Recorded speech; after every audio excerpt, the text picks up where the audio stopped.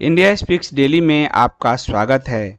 India speaks daily को subscribe करें, इसके बेल आइकन को जरूर दबाएं। ज्वाइन बटन के जरिए आप इसकी सदस्यता जरूर लें और यदि इसका कंटेंट आपको गुणवत्तापूर्ण लगता है तो आप 100 रुपीज़ पर मंथ का सब्सक्रिप्शन जरूर पे करें। केलकर जी महाराष्ट्र से हैं और वो कह रहे हैं कि कितने हिंदू आइडियोलॉजी के कारण इस्लाम अपनाते हैं, इसका कोई आंकड़ा तो है नहीं, और जो मुसलमान आज बेहतर लाभ उठा रहे हैं वो क्यों घर वापसी करेंगे? हाँ, ये बहुत अच्छा सवाल है। पहला तो यह है कि देखिए, भारत में मध्यकालीन युग का सारा इतिहास ज्यादातर मुसलमानों ने ही लिखा है और बड़े डिटेल में लिखा है, माइन्यूट, जिसको कहते हैं कि एवरीडे जैसे डायरी लिखी जाती है। अकबर के समय में, बाबर के समय में, उससे पहले गजनी के समय में भी वो उनकी अगर सारे लेखन जिससे भारतीय इतिहास लिखा गया, विदेशियों ने लिखा और बाद में कुछ हमारे लोगों ने भी लिखा, उसको अगर आप देखें तो वो कम से कम 50,000 पेज का इतिहास वो मिलेगा। उसमें एक भी उदाहरण नहीं मिलता है कि कोई हिंदू इस्लाम से आकर्षित होकर के बना था।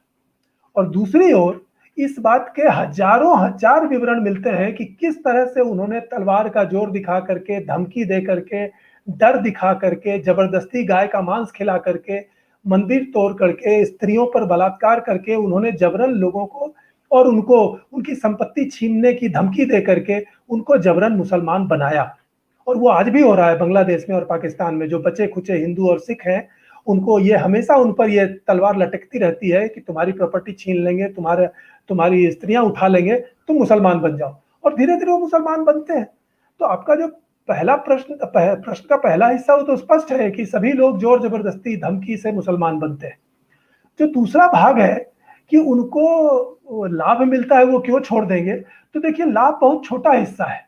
वो उनको एक नोशनल लाभ है, उनको कॉन्स्टिट्यूशनल उनको प्रेफरेंस मिला हुआ है, उनको कुछ उनके लीडरों को उसका लाभ होता है। आम मुसलमान तो उसी इस्लाम की जकड़ में बंदी है। वो बोल नहीं सकता, वो अपने स्वेच्छा से अपनी शिक्षा दीक्षा नहीं कर सकता, खाना पीना, घूमना फिरना, मनोरंजन, वो अपने उसके हाथ में नहीं है, क्योंकि इस्लाम हर चीज को प्रतिबंधित करता है। तो अगर ऐसा है, इस्लाम में रहना इतना लाभकारी है, तो आप जरा सोच के देखिए कि पूरी दुनिया में उलेमा उनको क्यों धमकी में रखते हैं कि इस्लाम छोड़ोगे तो मार डालूंगा। इसका मतलब है कि उनको ये मालूम है कि अगर ये तलवार मुसलमानों के सिर से उलेमा हटा लें कि भाई कोई बात नहीं, इस्लाम को छोड़ना चाहे तो छोड़ सकता है, अब हम एपोस्टेसी वाला लॉ उन पर लागू नहीं करेंगे, तो आप देखिए कि कितने मुसलमान बचते हैं। क्योंकि पूरी जो काफिर दुनिया है, हिंदुओं की दुनिया है, बौद्धों की दुनिया है, क्रिश्चियनों की दुनिया है, वो इतनी खुली और सुख सुविधापूर्ण, स्वतंत्रतापूर्ण और उन्मुक्त है कि मुसलमान भी उसको अच्छा समझते हैं। इसीलिए तो सब अमेरिका रहने जाते हैं, इसीलिए तो बांग्लादेश वाले भाग करके भारत आते हैं। कोई अरब देशों में रहना नहीं चाहता है, कोई बांग्लादेश जाके रहना नहीं चाहता है। तो सभी लोग खुला और समृद्ध समाज पसंद करते हैं और इस्लाम में वो संभव नहीं है। तो मुझे ऐसा नहीं लगता है कि मुसलमानों को अगर छूट मिलेगी तो वो इस्लाम पसंद करेंगे और स्वतंत्रता को स्वीकार नहीं करेंगे। कम से कम काफी संख्या में मुसलमान ऐसे जरूर हो जाएंगे। जी सर, इसका एक छोटा सा और पोर्शन है कि जब घर वापसी जैसा कोई धर्मांतरण विरोधी लॉ अगर सरकार लाती है और समाज को भी प्रयास करना है, तो समाज और सरकार का रेशियो क्या रहेगा हमको अपने हिंदू धर्म के लिए उनको वापस लाने में, उनका रेशियो अगर देखें तो? मैं समझा नहीं, क्या रेशियो किस चीज का? ये कह रहा हूँ कि सर, घर वापसी जैसे धर्मांतरण विरोधी कानून सरकार लाती है, लेकिन आपने कहा कि इच्छा शक्ति नहीं है तो वो लागू नहीं हो सकता, परंतु घर वापसी के लिए समाज को कितना प्रयास करना होगा, हिंदू समाज को किसी मुस्लिम क्रिश्चियन को वापस हिंदू बनाने में उनकी भूमिका सरकार से कहीं ज्यादा होगी समाज की? नहीं सर, देखिए, हमारे यहाँ जो सरकार है वो सोवियत संघ की सरकार की तरह है। जो यूरोप और अमेरिका में जो सरकारें हैं उनकी भूमिका बड़ी सीमित है।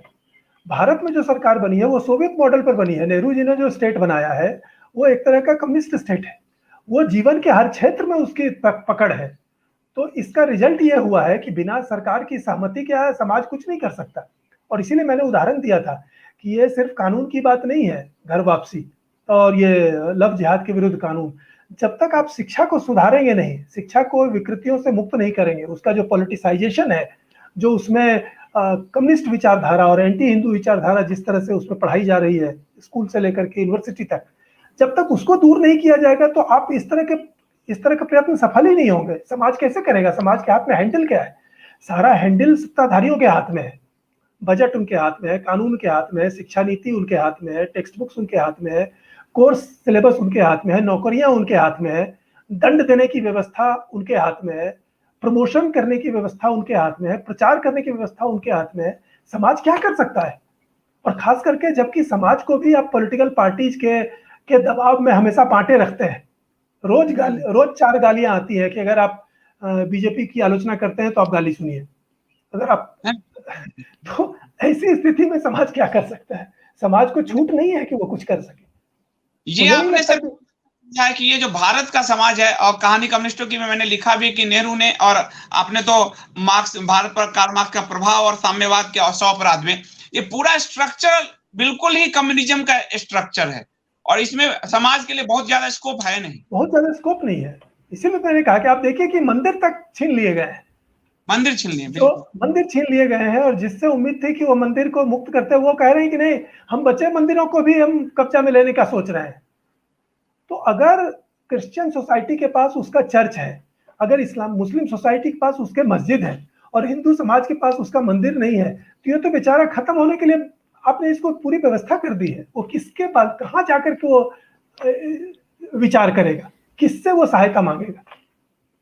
आप धर्मगुरुओं को भी जेल में डाल देते हैं या गालियां देते हैं।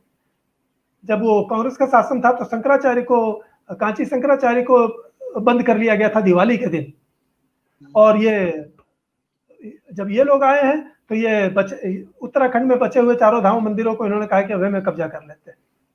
और अभी मैं थोड़ी देर पहले, 2 हफ्ते पहले मैंने देखा कि दिल्ली भाजपा के वो प्रवक्ता रह चुके हैं, वो धर्माचार्यों को 10 मिनट तक खूब गर्मा गर्म गालियां दे रहे हैं।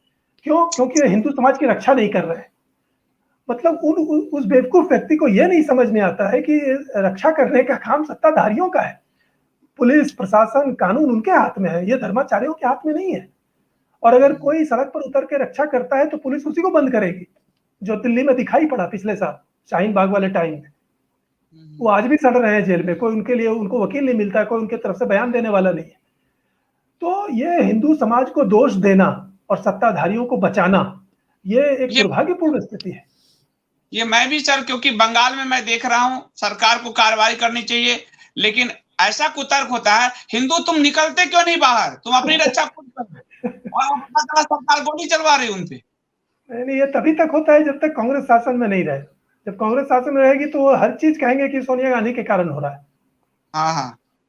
और अभी भी देखिए पालघर हुआ तो सोनिया गांधी रिस्पॉन्सिबल है, और मुंगेर में अगर दुर्गा पूजा पर गोली चला दी गई, बेचारा निरीह व्यक्ति, बच्चा मारा गया, तो कोई रिस्पॉन्सिबल नहीं है, ना सेंट्रल लीडर ना स्टेट लीडर। तो अगर ये दृष्टिकोण रहेगा तो हिंदू समाज के लिए कहाँ है जगह? मीडिया में जगह नहीं है, सारे को पॉलिटिकल पार्टी ने बांट लिया है। जिसको कहते हैं शुद्ध हिंदू हित, उसके लिए कहीं जगह खोजने से नहीं मिल रही। सही बात है सर। ये पंडित मिश्रा जी हैं, वो कह रहे हैं कि पैगंबर मोहम्मद ने जो ये जिहाद शुरू करने का जो उपदेश दिया था, वो उसका रेफरेंस जो है कुरान में क्या है? ऐसा कोई रेफरेंस है? हाँ, आप कुरान खोलिए, आजकल तो इंटरनेट में मिलता है, कुरान देखिए, उसमें कपोत पे भी है। हाँ, स्ट्रगल टाइप करके खोजिए, जितना मिलेगा आपको सब जिहाद के रेफरेंस उसमें है। चूंकि अंग्रेजी में जिहाद को स्ट्रगल फॉर अल्लाह कर दिया गया है इसलिए, लेकिन अगर कहीं हिंदी वाला कुरान मिले तो आप देखिए जिहाद के बारे में वर्णन उसमें है। लेकिन आप इसमें शॉर्टकट में उसका उत्तर नहीं खोजिए, आप प्रॉफेट मोहम्मद की प्रमाणिक जीवनी पढ़िए, जो मूल स्रोतों से लिखी गई है, और उससे आपको उसको ठीक उसका चरित्र आपको समझ में आएगा। ये सर ये पुस्तक आप जो लिखी गई रामस्वरूप जी ने, विलियम मूर वाली किताब को यहाँ की डाला है, पैगंबर मोहम्मद की जो बायोग्राफी है, ये आप रिकमेंड करते हैं सर? ये लोगों को पढ़ना चाहिए। हाँ, बिल्कुल। अरे जिसको रामस्वरूप जी ने रिकमेंड किया है उसको, उस पर सोचने की क्या बात है। और पासमानदा मुस्लिम पे पुष्कर पूछ रहे हैं कि क्या पासमानदा मुस्लिम जो है वो भरोसा उन पे किया जा सकता है? देखिए, इसका कोई थोक जवाब नहीं है। भरोसा, क्योंकि इस्लाम खुद एक ऐसा मतवाद है जो छल प्रपंच को बाकायदा डिवाइन सैंक्शन देता है। कुरान में, हदीस में, सीरा में बार बार लिखा हुआ है कि काफिरों को तुम धोखा दे सकते हो। अब कौन मुसलमान आपको धोखा दे रहा है या नहीं दे रहा है, वो पर्सन टू पर्सन निर्भर करता है और लंबे अनुभव से ही आपको पता चलेगा। किसी ग्रुप के रूप में आप किसी को विश्वसनीय अविश्वसनीय नहीं कह सकते। और जहां तक ये पसमानदा और नॉन पसमानदा है, ये इसमें मुझे कोई भरोसा नहीं होता, क्योंकि देखिए अगर कोई मुसलमान है तो पहली चीज है कि वो मुसलमान है। मुसलमान वही है जो कि प्रोफेट मोहम्मद पर, कुरान पर विश्वास करता है, अल्लाह पर विश्वास करता है। और एक बार अगर वो उस पर विश्वास करता है और उनकी सीखों को लागू करना उचित समझता है, तो वो पसमानदा हो या नॉन पसमानदा हो, उसमें एक ही डायरेक्शन है कि भाई काफिरों का तुमको खात्मा करना है, पूरी दुनिया को अल्लाह के लिए बनानी है। तो अगर पसमानदा मुस्लिम या नॉन व्हाटएवर जो अलग अलग सेक्शन ऑफ मुस्लिम है, अगर वो कहते हैं कि नहीं, हम मानवता को, इंसानियत को बड़ी चीज मानते हैं और प्रोफेट मोहम्मद की सीख भी उसके सामने पीछे है, तब तो वो विश्वसनीय है, बशर्ते कि वो व्यवहार में भी इसको लागू करते हो। लेकिन अगर वो कहते हैं कि नहीं नहीं, जैसे बीजेपी का भी एक नेता है, वो कहते हैं नहीं नहीं, कुरान और मोहम्मद पर मैं एक शब्द नहीं सुन सकता, तो भाई वो विश्वसनीय नहीं है। तो इसका मतलब जो भी हो, मुझे नाम ध्यान नहीं है, लेकिन मैंने उनको बोलते सुना है। तो अगर वो प्रोफेट मोहम्मद और कुरान पर एक शब्द नहीं सुनना चाहते हैं, तो प्रोफेट मोहम्मद और कुरान ने तो पानी पी पी करके सिर्फ एक ही चीज बताई है कि दुनिया को काफिरों से खाली करो, मतलब हिंदुओं से भारत को खाली करो, और यही तबलीगी चाहते हैं। तो आप मीठा मीठा बोल रहे हैं या टीका भी लगा लेते हैं या कोई और भी इस तरह के क्रियाकलाप भी करते हैं, लेकिन अगर आप प्रोफेट मोहम्मद कुरान को हूबहू स्वीकार करते हैं कि ये बिल्कुल लागू होने योग्य है और वो डिवाइन ऑर्डर है और उस पर हमको प्रश्न नहीं उठाना है, तब आप विश्वसनीय नहीं है, क्योंकि काफिरों के लिए तो उसमें स्पष्ट आदेश है, जैसा मैंने कहा 400 बार। अगर एक मुस्लिम है, कोई हमारे सनातन बनते हैं, तो उन पे भरोसा कर सकते हैं हम? देखिए ये व्यक्ति से व्यक्ति पर निर्भर करता है, आप व्यवहार से ही पता चलता है। मैं एक्स मुस्लिम की बात भी नहीं कह रहा हूँ, मैं तो कहता हूँ कि कोई हिंदू भी है, आपका सहपाठी भी है, आपका सहकर्मी भी है, तो व्यवहार से ही आप जानते हैं कि आप पर विश्वास कर सकते हैं कि नहीं। ये हिंदू मुस्लिम की बात नहीं है, ये व्यक्तित्व की बात है। तो अगर मुस्लिम व्यक्तित्व की बात, ये प्रश्न मुझे भी बहुत मतता रहता है सर। ये जो प्राची जी ने पूछा है कि उनके यहाँ कला और संगीत हराम है, लेकिन ये सारे हमारे पाकिस्तान के सारे गायक यहाँ भरे जाते हैं, वो कैसे? ये मुझे लगता है इसके दो पक्ष हैं। एक पक्ष तो वो है जो मैंने पहले हल्के से उल्लेख किया कि भारत के मुसलमान अभी भी पूरी तरह हिंदू परंपरा से कटे नहीं हैं, तो जो हिंदू परंपरा की या मानवीय परंपरा की अच्छी चीजें हैं उसको स्वीकार करते हैं, इसीलिए संगीत और कला को भी स्वीकार करते हैं। और चूंकि यहाँ पर इस्लामी शासन नहीं है, इस्लामी मौलाना उन पर एक जरूरत से ज्यादा जबरदस्ती नहीं कर सकते हैं, इसलिए भी वो चल रहा है। इसका दूसरा पक्ष भी है कि जिस तरह से अभी मैंने कहा कि इस्लाम में इस बात की पूरी छूट है कि काफिरों को धोखा देने के लिए तुम कहीं तक जा सकते हो। तो अपने आप को नकली हिंदू दिखाना, नकली लिबरल दिखाना, नकली मानवतावादी दिखाना, ये भी एक अच्छा तरीका है।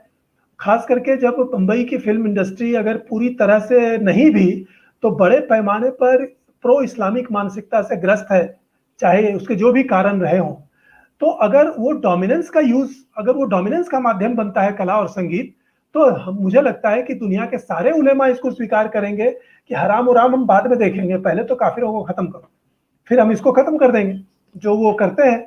जैसे कम से कम अफगानिस्तान में, पाकिस्तान में और ईरान में 3 जगह का उदाहरण है कि जो कम्युनिस्ट थे मुसलमान, उन कम्युनिस्टों ने इस्लामियों के साथ मोर्चा बनाया कि हम अमेरिका को हरा देंगे और इसको हरा देंगे, और जब इस्लामी पावर में आए तो उन्होंने उन कम्युनिस्टों को खत्म कर डाला।